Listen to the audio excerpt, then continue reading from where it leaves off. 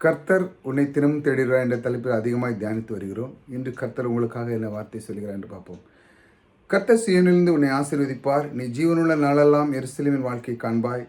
நீ உன் பிள்ளைகளின் பிள்ளைகளும் இஸ்ரவேலுக்கு உண்டாக்கும் சமாதானத்தையும் காண்பாய். இஸ்ரவேலுக்கு உண்டாகும் சமாதானத்தையும் நீ காண்பாய். நீ ஜீவனுள்ள நாளெல்லாம் எருசலேமின் வாழ்க்கையும் காண்பாய். அவர் இன்று உங்களுக்கு வாக்கு பண்ணுகிறார். நீங்கள் ஏதாவது கலக்கத்தில் இருக்கிறீர்களா?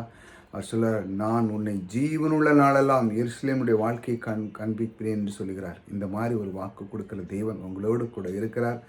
இந்த மாதிரி வாக்கு தத்துவங்களை நீங்கள் பெற்று நீங்கள் ஒவ்வொரு நாளும் கர்த்தர் என்னை தினமும் தேடி வருகிற கர்த்தர் இந்த மாதிரி எனக்கு வார்த்தை தந்து கொண்டிருக்கிறார். நான் கலங்க மாட்டேன். அவர் எனக்கு தினமும் ஒரு வார்த்தை கொண்டு வருகிறார். ஆகையால் நான் ஒவ்வொரு நாளும் அடியெடுத்து வைக்கும்போது இந்த மாதிரி வார்த்தைகளை நான் கேட்டு பயன்பெற்று ஒவ்வொரு நாளும் என்னுடைய இருதயத்தை பலப்படுத்தி இஸ்ரவேலின் தேவன் என்னோடு கூட இருக்கிறார் என்று சொல்லி நான் எப்பொழுதும் எந்த காரியத்துக்கு போனாலும் என்னை பலப்படுத்துகிற கர்த்தர் என்னோடு கூட இருக்கிறார் என்று நினைத்து நான் செய்கிற காரியங்களெல்லாம் வாக்கிய பண்ண தேவன் என்னோடு கூட இருக்கிறார்.